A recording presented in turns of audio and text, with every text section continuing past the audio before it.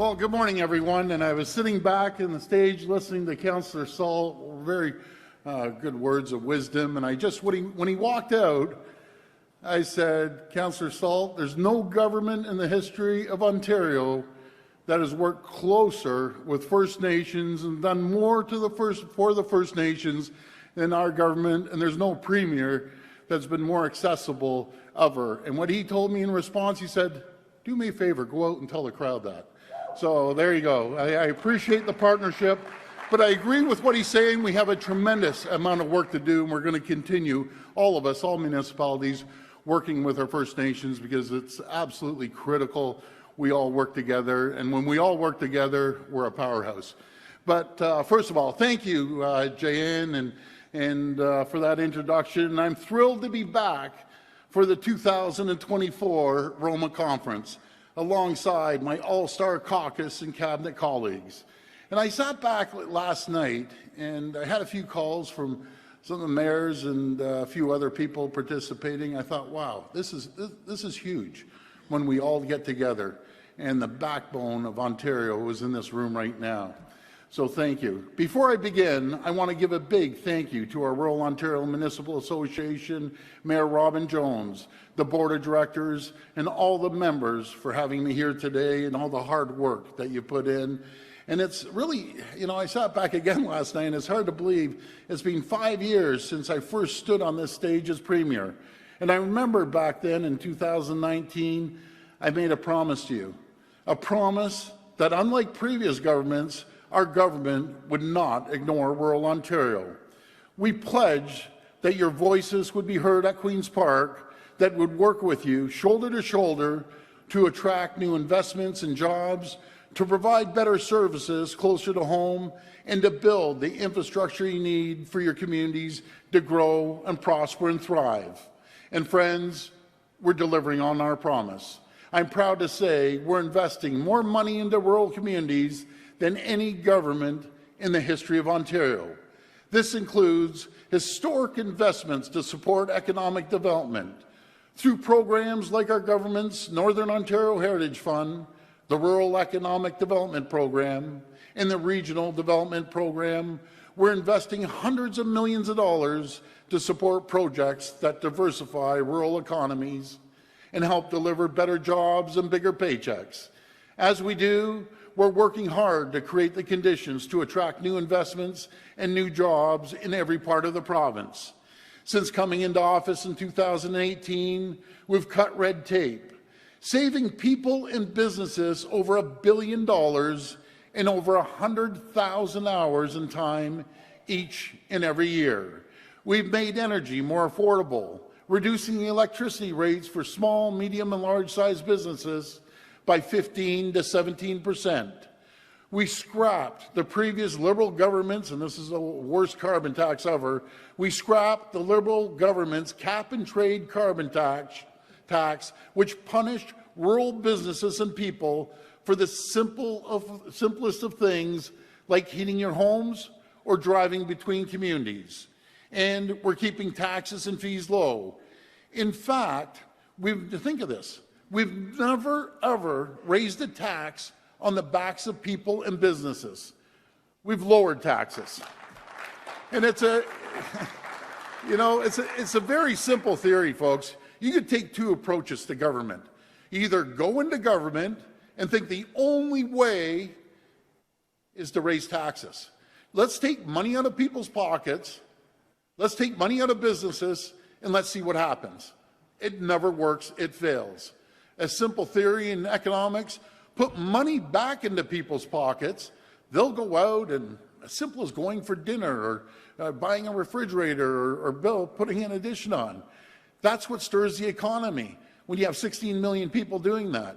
Or businesses. You can either take the approach a previous government did and chase 300,000 jobs out of the province by over-regulation, higher taxes, higher energy cost, and we saw what happens. People leave in the droves and companies leave in the droves. We took a different approach. We put money back into businesses' pockets. They reinvest it into the people, into technology, into infrastructure, and there's 700,000 more people working today than there was 5 years ago. We are an economic powerhouse in North America. Overall, we reduced the cost of doing business in Ontario by $8 billion each and every single year. That's money that goes back into your communities, back into businesses, so they can invest in the workers and innovation and creating more good-paying jobs. And friends, our plan, the steps we're taking to boost our rural economies is working. In 2023, despite painful Bank of Canada interest rate hikes and ongoing global supply chain disruptions, we attracted billions of dollars in new investments. Last year, Ontario added over 180,000 new jobs, including more manufacturing jobs than all 50 U.S. states combined. That's just absolutely incredible, and thanks to each and every one of you. And what I'm really proud of is that these investments, these jobs, are spread out all throughout the province. Huge investments like Numish Ontario's nearly $40 million investment to build a new facility in Brantford, or TNR Industrial Doors, $40 million investment in Oro-Medonte, and Umicore's $2.1 billion investment in Loyalist Township to build a new manufacturing plant for electric vehicle battery components. And folks, you know, every night, 365 days a year, I get a message from one of my great ministers, Vic Fideli. And when I say every night, it doesn't matter if it's Christmas Eve, New Year's Eve, he sends me a list of companies that are investing in Ontario. And sometimes he doubles it up, triples it up, and these are the ones we know of. Just think, with all of your help and the cooperation, well, like I said, we've attracted $28 billion in the tech sector, and we have tens of billions on our doorstep right now. We saw $20 billion of tech. That's growing faster than any other jurisdiction because tech affects everything. $3 billion in life sciences. And when I talk to our friends all around the world, no matter if it's ambassadors or consul generals or our #1 trading partner, that we do about $460 billion of two-way trade, the United States, the governor, one representative, I won't name which one, said, you know something, Ontario, you're eating our lunch. And we're going to continue to eat their lunch, their breakfast, their dinner as we move forward.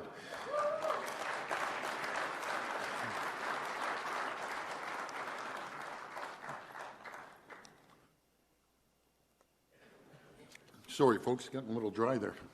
And I know you've heard me speak about this many times before, but I need to talk about our booming electric vehicle industry.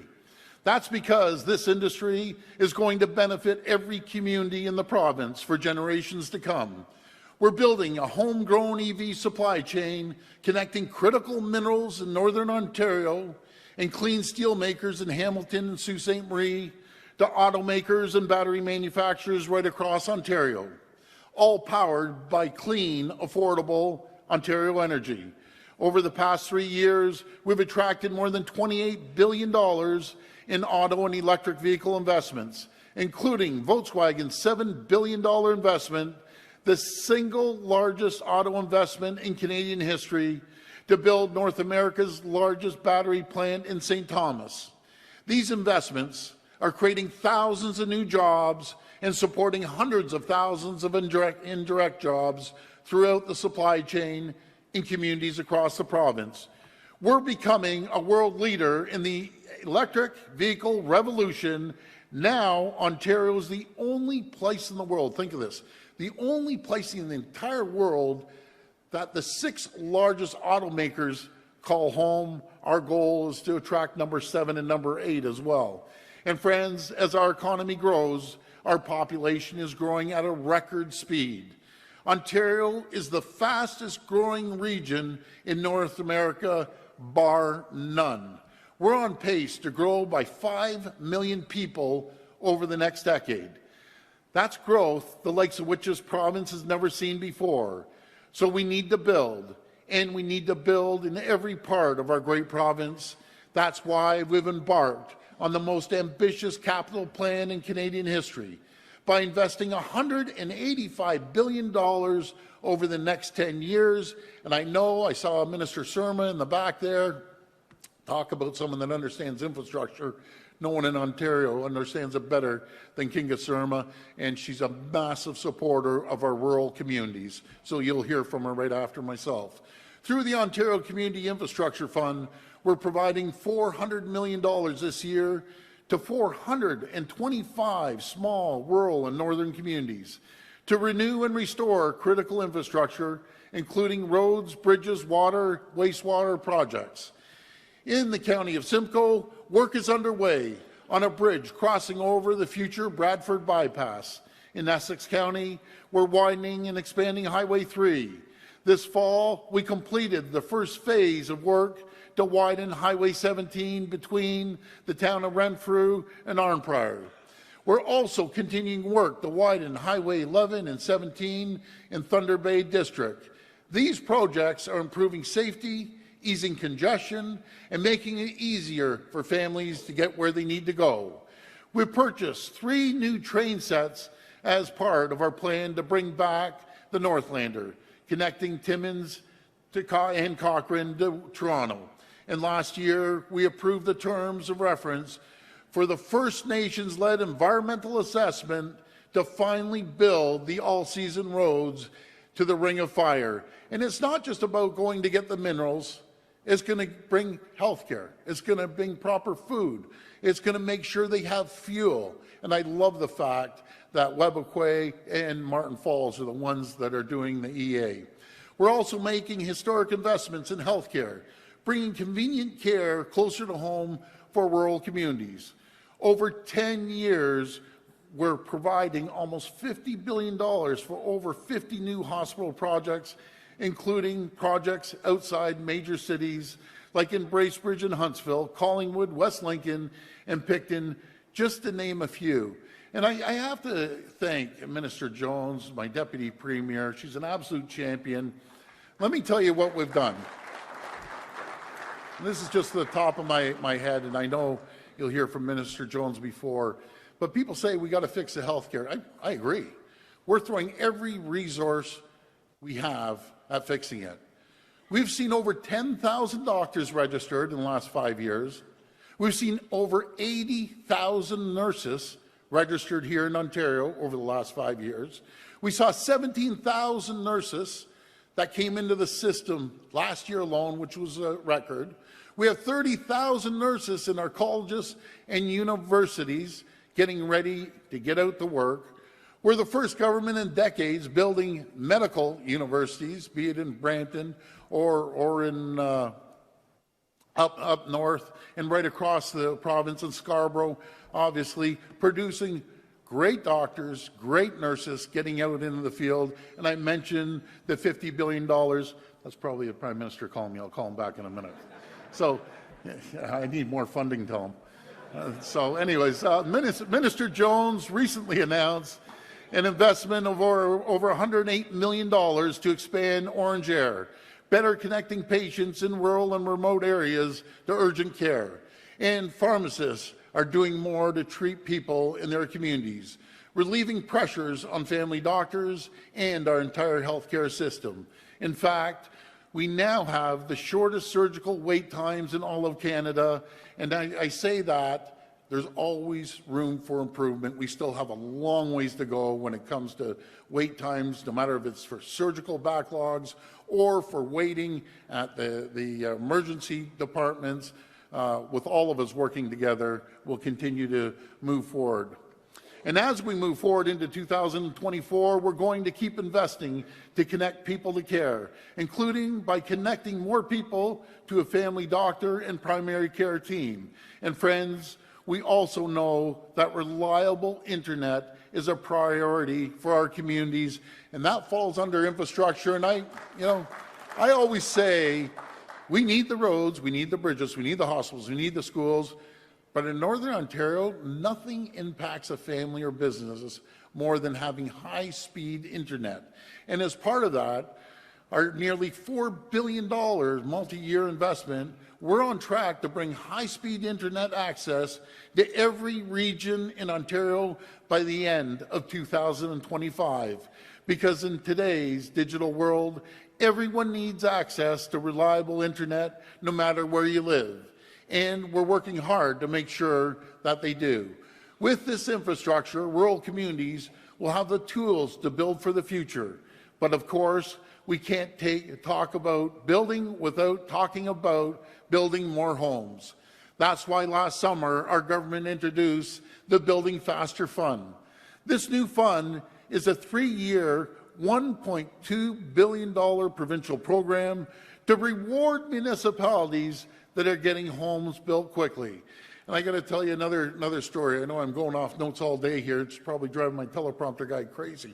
But when I had our friends, the Congress people, senators, governors come up and pay me a visit, and they said, man, you guys are booming, you're the fastest growing region in North America.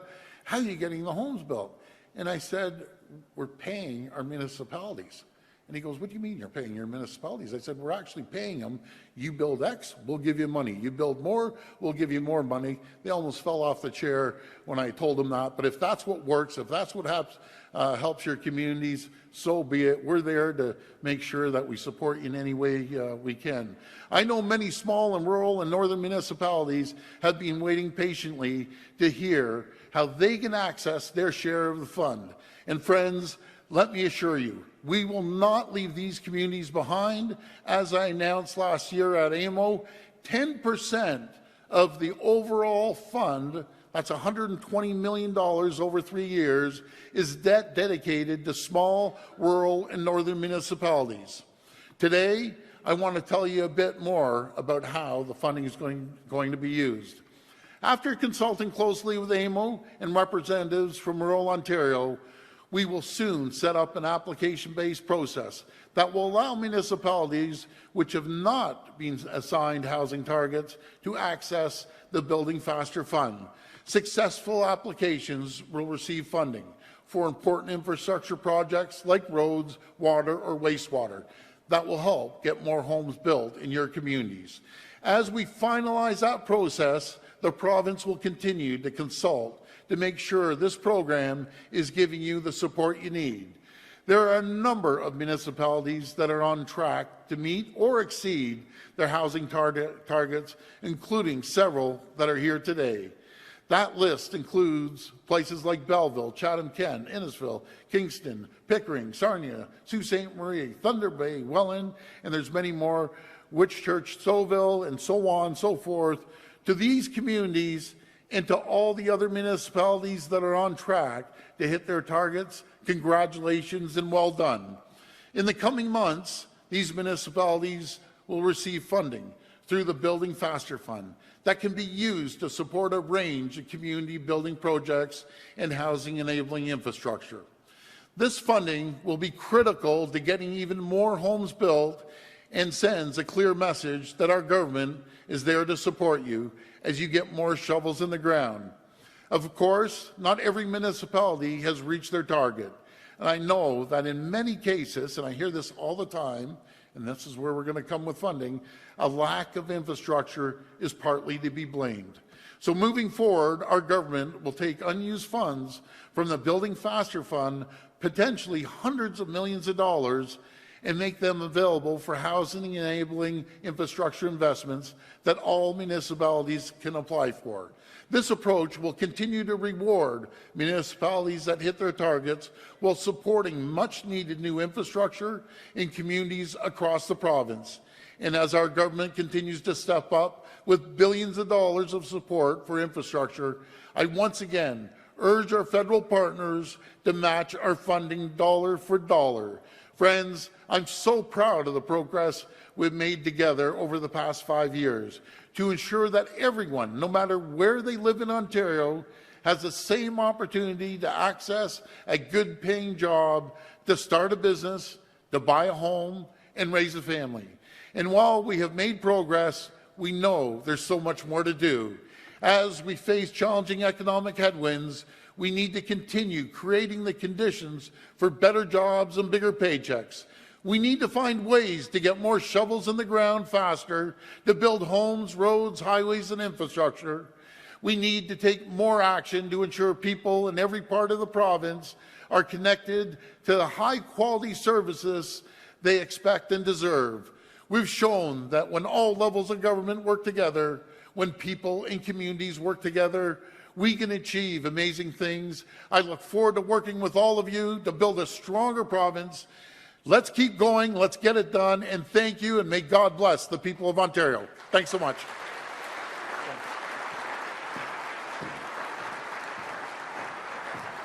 Thank you very much.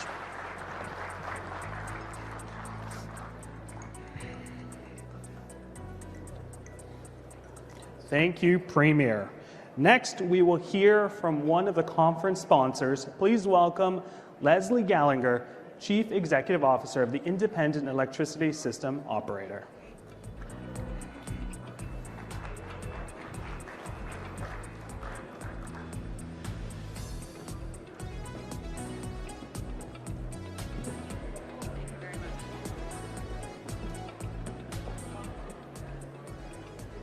Good morning, everyone. It's a pleasure to be here today, to be part of the conversations that communities are having. As key stewards of Ontario's prosperity and well-being, municipal governments are closest to people's daily lives. You are the first call for essential services and amenities that make communities livable and welcoming every single day. The depth and breadth of municipal services is far-reaching. Emergency services, public works, public health, these are costly to operate and expensive to grow, all of which present a looming challenge. By the 2040s, Ontario is forecast to be home to nearly 22 million people. This means more homes to accommodate and services to deliver. For the IESO, the challenge is to upsize the grid, ensuring reliable and affordable electricity is always available, close to home, to support your communities. Your constituents are relying on electricity to do more and more each and every day. More homes and businesses powered and heated by electricity. More vehicles, fleets, and industrial processes are electrifying. And new economic opportunities are being supported through electrification, all with a clear preference for clean electricity. This is where Ontario has a significant advantage, with one of the cleanest electricity systems in North America at about 90% emissions-free. The IESO is working hard, growing the grid to accommodate that increasing demand, maintaining a clean electricity advantage by making the grid net zero in the decades to come, ensuring reliable, affordable electricity is available when and where it's needed. The province's Powering Ontario's growth plan is guiding this process. To successfully power communities, we must work together, because municipalities and Indigenous nations are critical allies as energy consumers, as energy planners, and as energy partners. Shovels are in the ground to expand our electricity infrastructure, and we need community support. Across the province, we are seeing so much economic activity in rural and urban settings. Significant investments are being made in EV parts manufacturing, and the greenhouse sector continues to flourish. In southwestern Ontario alone, new demand is equivalent to adding a city the size of Ottawa to the grid, which is why the IESO is developing electricity plans and recommending solutions to address our growing electricity needs, all of which is informed by engagement with councils, constituents, Indigenous nations, businesses, and sector stakeholders, which requires serious and sincere discussions and decision-making, because municipal council support is required for any energy project to move forward. We respect the independence and authority of council on the front line. Not every proposal will move forward from concept to reality. And at the same time, local choices have provincial ramifications. Because with a significant increase in demand, we must build corresponding generation and transmission projects within communities to support our shared growth, which is why the IESO is here, to offer you our support, empowering you to be energy leaders, equipped with the right knowledge and tools to understand your responsibilities and to make informed decisions. I encourage you to ask questions, challenge assumptions, and discuss concerns, and use the IESO as a resource. We're ready to answer all of your questions about system needs that may arise during deliberations about local energy projects. We also have a contingent of staff here to engage with you today, because the future of our system is predicated on responsible decision-making for your community, to the benefit of every community in Ontario. For more, I hope you'll join me today at the IESO's Learning Lunch, where executives Chuck Farmer and Carla Nell will delve deeper into our energy future. We have collective superpowers, knowledge and collaboration. And with great power comes great responsibility and opportunity. So let's use our power for good and for all. Thank you, and miigwech.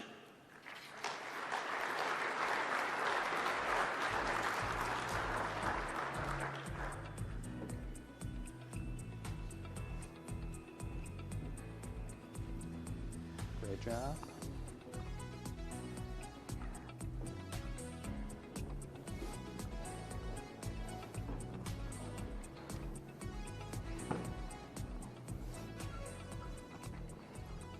Thank you, Lesley.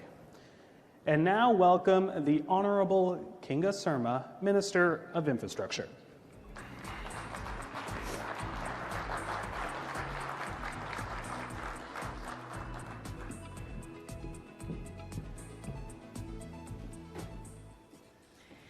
Good morning, everyone. Thank you, Premier, for kicking off today's programming with your inspiring words. I also want to thank ROMA for the opportunity to speak with all of you today to discuss how we are addressing your local infrastructure needs. To build strong communities, we need to maintain and build critical infrastructure quickly, efficiently, and together. That is why our government is building Ontario like never before. We're investing a historic $185 billion over the next 10 years to build highways, roads, long-term care homes, hospitals, and schools. We are building for you. This past summer, we launched the satellite program, the first competitive process of its kind in Canada. Through this process, our government will find a qualified internet service provider to bring high-speed internet access to the homes and businesses that are hardest to reach in Ontario. This program will help bring access to high-speed internet to approximately 43,000 unserved and underserved premises across the province. Infrastructure Ontario has also entered the next stage of its competitive selection process and has invited 2 satellite internet service providers to respond to a request for proposals. We expect an update on this process later this year. We are also helping to expedite the construction of high-speed internet projects so that we can bring access to reliable internet service to more communities sooner. Last year, our government provided more clarity on municipal permitting and how we request data from infrastructure owners to plan for broadband projects more efficiently. These changes help prevent municipal permitting from being delayed due to requirements around municipal access agreements, allowing municipalities to build high-speed internet projects even faster. Together, we've connected 76,000 premises, and we will not leave any community behind. Meeting our provincial goals will only be met through partnership and collaboration. We are making a stronger, more connected province for the people of Ontario. As Ontario's population grows rapidly, housing has never been more important. This past November, we announced a new Housing Enabling Water Systems Fund to help protect communities and enable housing opportunities.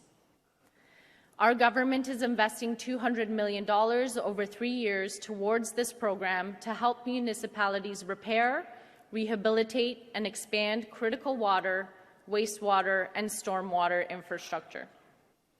This program will provide targeted funding for critical water projects that will help unlock more housing in Ontario, bringing us one step closer to our government's goal to build 1.5 million homes by 2031. Today, I am also excited to share that the intake for municipalities to apply for funding and nominate projects will open next week on January 29th, allowing projects to get underway by next construction season. Key highlights of the program include the following.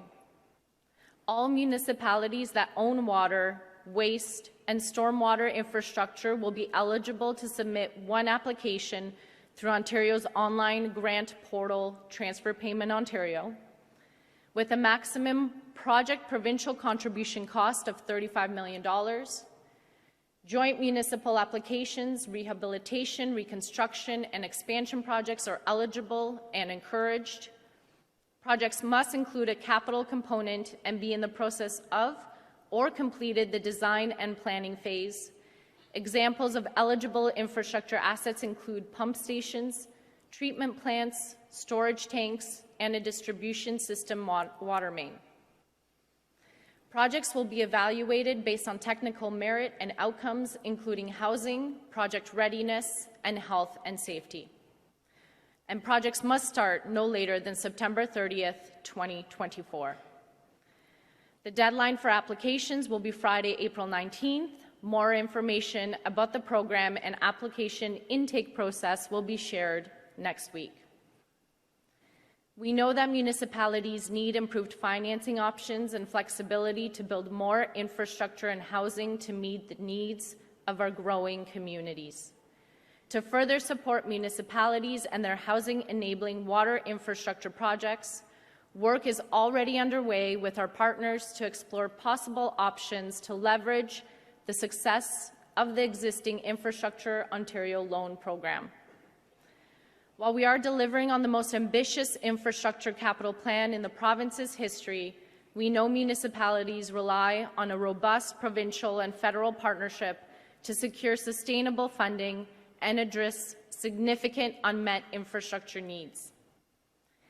In the absence of the new federal support, we are moving ahead with our Housing Enabling Water Systems Fund. We remain steadfast in our call on the federal government for new federal provincial infrastructure funding to protect, support, and build communities. Ontario's future depends on our continued collaboration to build the critical infrastructure needed today and tomorrow. While there is plenty of work to be done, I have confidence that our partnership, we will reach our goals of connecting homes and building more housing. Together, we will build Ontario like never before, a stronger, more prosperous province for generations to come. Thank you very much.